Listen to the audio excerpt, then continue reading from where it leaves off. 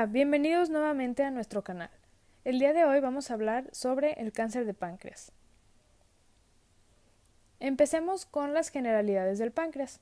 Este es un órgano retroperitoneal que se encuentra a nivel de L1 y L2. Va a medir aproximadamente 15 centímetros y pesar entre 70 y 80 centímetros. Anatómicamente va a estar conformado por una cabeza, cuello, cuerpo y cola. Vamos a encontrar también conductos intrapancreáticos, el conducto principal, también llamado conducto de Wirsung, y el conducto accesorio, también llamado conducto de Santorini. El páncreas va a estar íntimamente relacionado con el intestino delgado, más específicamente con el duodeno, también con grandes vasos como la aorta abdominal y la vena cava inferior, así como con el vaso. En cuanto a su irrigación, va a estar irrigado principalmente por la arteria esplénica, la cual es una rama del tronco celíaco, así como va a estar irrigado por la arteria gastroduodenal, la cual es rama de la hepática común, misma que es rama del tronco celíaco. En cuanto a su drenaje, va a estar drenado principalmente por la vena esplénica, la cual va a llegar a la vena porta. Vamos a encontrar también grandes grupos de ganglios. Los principales son el grupo de los ganglios suprapancreáticos, infrapancreáticos, mesentéricos, gastroduodenales, pancreático-duodenales y esplénicos. Esto es de mayor importancia, ya que posteriormente vamos a hablar sobre la diseminación de este cáncer. En la inervación del páncreas vamos a ver que está inervado por el nervio esplácnico mayor derecho y el nervio esplácnico mayor izquierdo.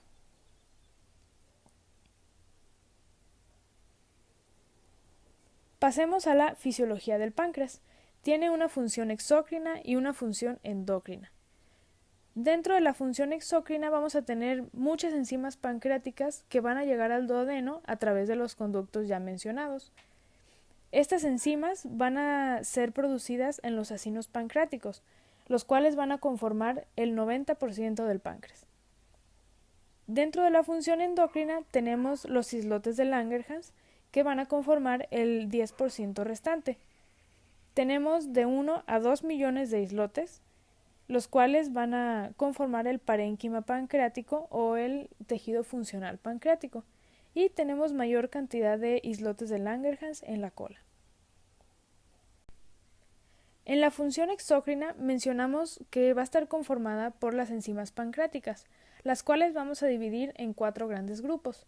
En las enzimas proteolíticas, como la tripsina, enzimas que manejan carbohidratos, como la amilasa pancreática, grasas, lipasa pancreática y nucleolíticas, como la ribonucleasa. Dentro de la función endocrina vamos a hablar ahora de las hormonas, no de las enzimas. En las hormonas tenemos las principales, las cuales son insulina, glucagón, somatostatina y polipéptido pancreático. La insulina nos va a disminuir la glicemia y va a ser producida por las células beta del páncreas. El glucagón va a aumentar la glicemia, va a ser lo contrario a la insulina, y va a ser producida por las células alfa del páncreas. La somatostatina y el polipéptido pancreático van a ser producidas por otras células como las células delta y las células PP o F. Ahora sí, vamos a empezar a hablar sobre el cáncer de páncreas. En cuanto a epidemiología, es la cuarta causa de muerte por cáncer, y el 80% de los casos ocurre en hombres de entre 60 y 80 años. Este cáncer se encuentra en el lugar 34 por incidencia y en el lugar 7º por mortalidad. Es decir, no es muy común, pero la mortalidad es muy alta. Entre los factores de riesgo, el principal es la diabetes mellitus tipo 2 o resistencia a la insulina después de los 40 años, así como el tabaquismo, que se relaciona en un 30% con el cáncer de páncreas. También la dieta baja en frutas y verduras, dieta rica en carne, grasa, café y alcohol. O también síndromes hereditarios como la pancreatitis hereditaria, la fibrosis quística, mutaciones del BRCA, así como en el cáncer de mama, entre otras que vamos a ir mencionando. La pancreatitis hereditaria se relaciona mucho con el cáncer de páncreas, ya que episodios repetidos de pancreatitis aguda van a culminar en una pancreatitis crónica y así lesionar tanto el páncreas que puede terminar desarrollando un cáncer. El síndrome de Peutz-Jeghers es un síndrome autosómico dominante que va a estar íntimamente relacionado con el cáncer de colon y el cáncer de páncreas. En cuanto a la fibrosis quística, esta enfermedad se caracteriza principalmente por la acumulación de moco muy espeso en diversos órganos como pulmón, hígado, intestino y páncreas. Este moco va a impedir el movimiento de las secreciones pancreáticas, produciendo un daño irreversible en el órgano. En cuanto a la histopatología, dentro de los tumores exócrinos, el más común, presentándose en el 95% de los casos, es el adenocarcinoma. Y el 60% de los adenocarcinomas van a estar en la cabeza, el 20% en el cuerpo o la cola y el 20% restante no van a respetar una sola área, sino que van a ser extensos. Dentro de los tumores endocrinos van a presentar menos del 5% y los principales van a ser los gastrinomas, los cuales estarán muy relacionados con el síndrome de Zollinger-Ellison, el cual es una producción de gastrina que ocasiona una sobreproducción de ácido clorhídrico y se va a presentar con dolor abdominal, diarrea y úlceras estomacales. En esta imagen podemos ver la evolución del adenocarcinoma de páncreas, específicamente el de las células ductales. Aquí podemos ver el epitelio normal, seguido de una neoplasia pancreática intraepitelial de células mínimamente displásicas. Después tenemos células altamente displásicas hasta desarrollar un adenocarcinoma invasivo. Existen 4 mutaciones muy relevantes en el desarrollo del cáncer de páncreas. El 90% se va a relacionar con la sobreactivación del oncogen KRAS. Este favorece la proliferación y la supervivencia celular. Este va a suceder de forma temprana cuando tenemos una neoplasia pancreática intraepitelial de células mínimamente displásicas. El 95% va a ser a una pérdida de la función de la proteína P16 que regula la transición de G1 a S en el ciclo celular. Por consiguiente, favorece la proliferación al perder su función.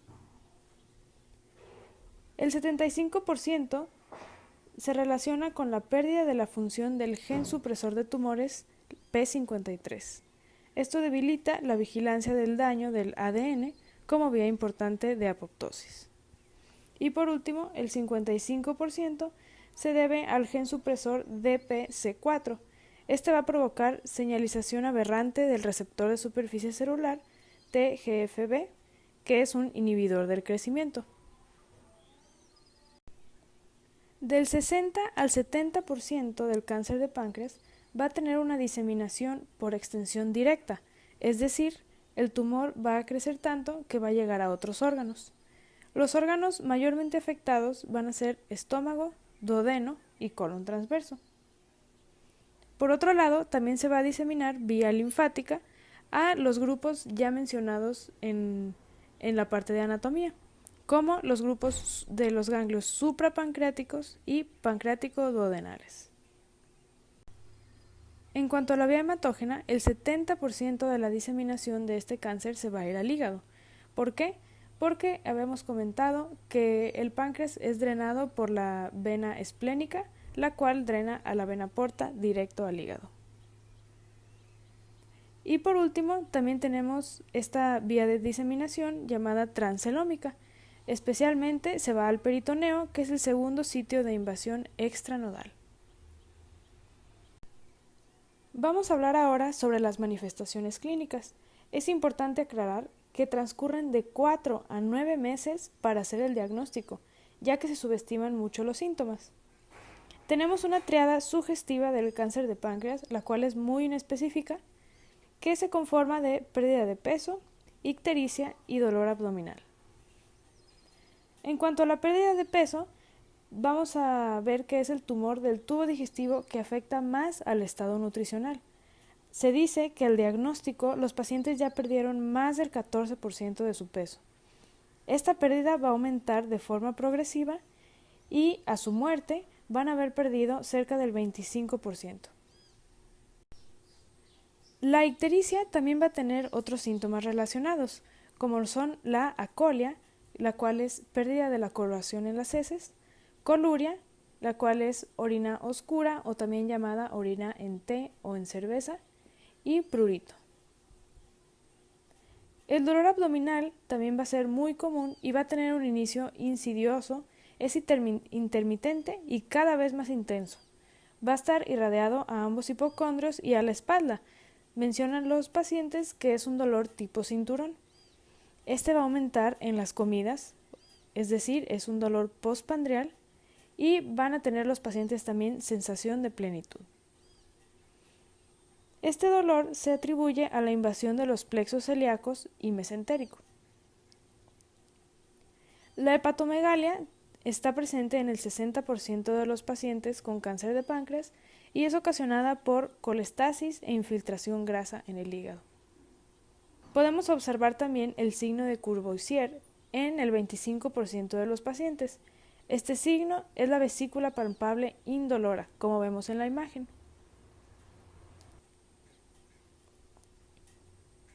Otras manifestaciones clínicas que pueden presentar los pacientes con cáncer de páncreas son astenia, anorexia, vómito, esteatorrea, náuseas, diarrea, ascitis, entre otras. Es importante recordar que los tumores en la cabeza del páncreas van a causar ictericia obstructiva, por lo que ya mencionamos, y dolor, mientras que los tumores en el cuerpo y la cola del páncreas provocan síntomas tardíos, y estos, cuando se reconocen, ya existe metástasis. Podremos encontrar también la presencia de síndromes paraneoplásicos, como lo es el síndrome de Trousseau, que es una trombosis venosa superficial migratoria. Esta va a afectar principalmente miembros inferiores, miembros superiores y el tórax, como vemos en las imágenes. Otro síndrome paraneoplásico es la paniculitis nodular sistémica. Son nódulos violáceos subcutáneos, como vemos en esta imagen, y va a ser secundaria a la liberación de enzimas pancreáticas en el torrente sanguíneo.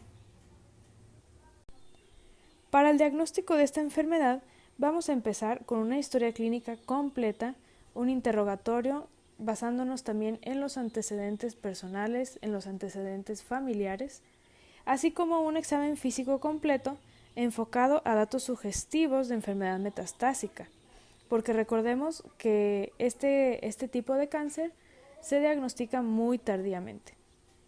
En los exámenes de laboratorio van a ser inespecíficos, pero podemos encontrar alteraciones en la bilirrubina directa.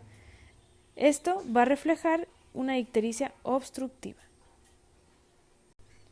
Podemos apoyarnos de marcadores tumorales para orientarnos en el diagnóstico del cáncer de páncreas. Estos no van a ser un diagnóstico definitivo, solamente nos van a orientar. El más específico es el CA199.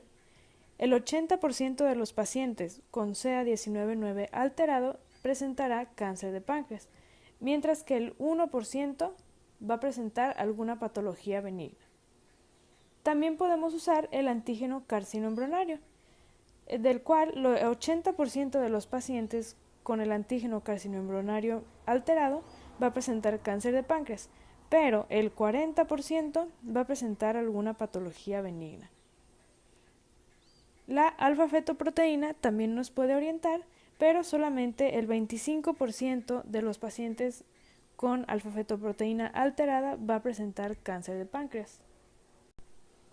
Los estudios de imagen son indispensables para evaluar la extensión y la resecabilidad del tumor. Vamos a empezar con el menos invasivo y el más sencillo, como lo es la ultrasonografía. Aquí podemos evaluar lesiones pequeñas de aproximadamente 1 a 1.5 centímetros y su sensibilidad es inferior al 70%. Podremos realizar también una tomografía computarizada que va a anticipar la resecabilidad en el 70% de los pacientes y la irresecabilidad en el 85%. Los criterios tomográficos de irresecabilidad son compromiso del tronco portal de la vena mesentérica superior, de la vena porta, arteria mesentérica superior y tronco celíaco, y por supuesto metástasis. Podremos realizar también un ultrasonido endoscópico para evaluar la extensión del tumor, así como la invasión de ganglios linfáticos y de la vena mesentérica superior y la vena porta. Este también va a ser de mayor utilidad para la toma de biopsia. Otro estudio que nos puede ayudar es el PET scan. Lamentablemente en nuestro país es muy caro y muy difícil de utilizarlo. Otros estudios que podemos realizar a personas no susceptibles a resección, pero que necesitan confirmación diagnóstica para recibir un tratamiento, son la biopsia por aspiración guiada mediante TAC, la colangiopancreatografía endoscópica y la laparoscopía. En la biopsia por aspiración, esta va a precisar el diagnóstico hasta el 95% de los pacientes. La laparoscopía va a valorar la extensión de la enfermedad y tiene utilidad en sujetos con riesgo quirúrgico considerable. Este va a identificar implantes peritoneales que de otra forma no se reconocerían. Y la colangiopancreatografía retrógrada endoscópica, o también llamada CEPRE, se puede utilizar en los pacientes no quirúrgicos y tiene importancia extraordinaria como método de paliación al colocar una sonda de derivación para liberar al paciente de la ictericia. Recordemos que es una ictericia obstructiva gracias al tumor. Hablaremos ahora del pronóstico del paciente. Tenemos 3 factores pronósticos principales. El tamaño tumoral, en el cual los tumores menores a 3 centímetros tienen una supervivencia del 28% a 5 años, mientras que los tumores mayores a 3 centímetros la supervivencia va a bajar hasta el 15%. Las metástasis ganglionares van a ser un factor pronóstico malo, ya que los pacientes que presentan ganglios positivos tienen una supervivencia de 6 a 8 meses. Y el margen positivo después de la resección va a tener una supervivencia del 8% a 5 años. Para la clasificación y la estratificación del cáncer de páncreas vamos a utilizar esta clasificación llamada TNM, donde la T se refiere al tumor primario y al tamaño. En la T0 no hay evidencia de tumor primario. En la T1 el tumor estará limitado al páncreas con un diámetro máximo de 2 centímetros. T2 va a ser el tumor limitado al páncreas con un diámetro mayor a 2 centímetros, mientras que T3 el tumor se va a extender directamente a las estructuras como duodeno, colédoco o tejidos peripancreáticos. Y la T4 se va a extender a estómago, vaso, colon o grandes vasos. En cuanto a la N, nos referimos a los nódulos. NX no es posible evaluar los ganglios regionales, N0 no hay ganglios regionales metastásicos y N1 ya hay metástasis por lo menos en un solo ganglio regional. Y por último, la M nos referimos a metástasis a distancia. Tenemos M0 cuando no hay metástasis o M1 cuando sí hay metástasis a distancia. Con esta clasificación del TNM podemos ahora estratificar el cáncer de páncreas, donde el estadio 1A comprende una T1, N0 y M0, el 1B, T2, N0 y M0, y así sucesivamente hasta llegar al estadio 4, el cual comprende cualquier T, es decir, cualquier tamaño de tumor, cualquier N, ya sea con metástasis o sin metástasis en ganglios regionales, Y lo importante del estadio 4 es que ya presenta metástasis a distancia. El tratamiento lo vamos a dividir en 4 apartados.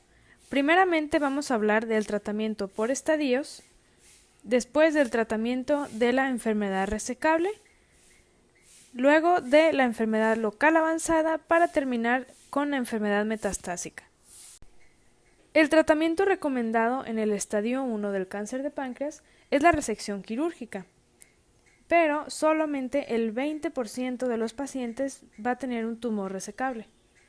La quimioterapia con 5-fluorouracilo es la más utilizada en estos pacientes, así como la radioterapia regional coadyuvante. Estos pacientes van a tener la supervivencia del 40% a 5 años. En el estadio 2, la mayoría de los tumores son irresecables, pero la cirugía puede ayudar en caso de obstrucción biliar o gástrica. Otra opción es paliar el dolor con el bloqueo del plexo celíaco, como ya hemos mencionado, y la quimioterapia o radioterapia paliativa. Esta se va a realizar con 5-fluorouracilo más dosis bajas de radioterapia.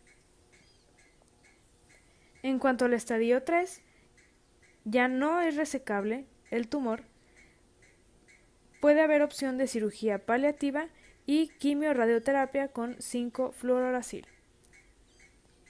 Y por último, en el estadio 4, el tratamiento va a ser meramente paliativo con analgésicos, endoprótesis, bloqueo de nervios esplágnicos para manejar el dolor y quimioterapia paliativa. Para hablar del tratamiento en la enfermedad resecable, tenemos primero que entender qué es una enfermedad resecable. El tumor tiene que estar confinado al páncreas. No va a haber afectación ganglionar ni compromiso del tronco celíaco o de la arteria mesentérica superior. Y tiene que haber confluencia de la vena mesentérica superior con la vena porta, siendo permeable. Si todos esos puntos se cumplen, podremos realizar una pancreatodenectomía o técnica de Whipple. Esta va a tener una supervivencia a 5 años del 18 al 24%, con una recaída del 70%. Esta técnica consiste en la resección del duodeno, de la cabeza del páncreas con el tumor, de la vesícula biliar con el colédoco, del antro gástrico y del yeyuno. También se realizará una linfadenectomía complementaria, la cual consiste en la disección de los ganglios de la cabeza del páncreas y del tejido retroperitoneal a los lados de la vena cava y la aorta. Posteriormente se realizarán 3 anastomosis. La primera pancreato-yeyunal, después colédoco-yeyunal y gastro-yeyunal. Las complicaciones de esta cirugía son fístula pancreática, sepsis abdominal, vaciamiento gástrico tardío, hemorragia o fístula biliar. Tenemos otra opción de pancreatodenectomía llamada conservadora del píloro. Aquí vamos a conservar el antro y píloro para limitar las secuelas nutricionales de la cirugía que les acabo de explicar.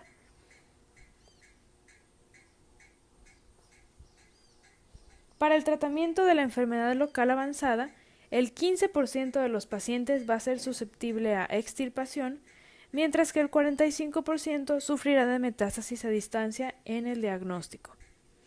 Tenemos 2 opciones, la derivación biliar o endoprótesis.